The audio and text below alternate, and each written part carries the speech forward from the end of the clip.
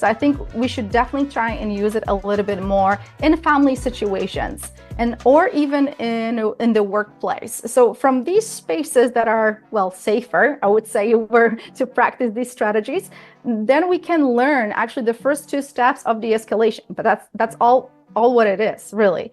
It's about listening, offering solutions, and trying to calm the situation down. It's kind of very similar, but it gives the psychological tools to learn how to deal with the conflict, and then you will have to employ the safety measures on top of that to be able to de-escalate. That's the difference.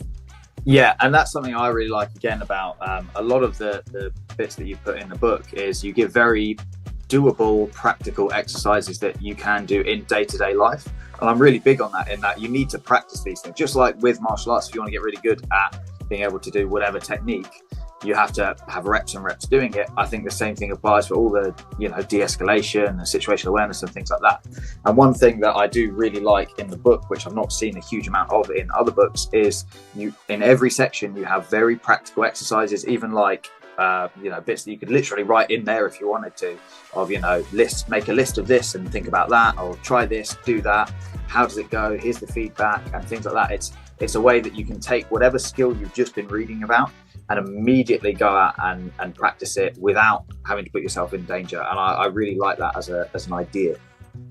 Thank you. Yeah, I took it from Braden's therapy approach, actually, where he teaches people how to become more self-aware and have a greater self-esteem. And so he gives practical tools on being more reflective on what we do and how we do it. That's one reason why I did it.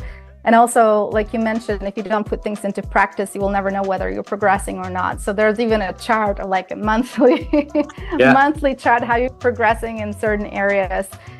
Because like you said, it's easy to read through something and get some basic ideas of concepts.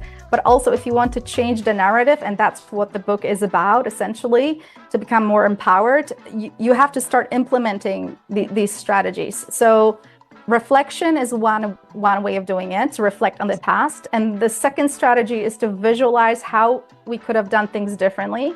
And visualization is such a potent technique that has been used by athletes, by really people from all walks of life extensively. And it's been proven in studies and science how amazing it is.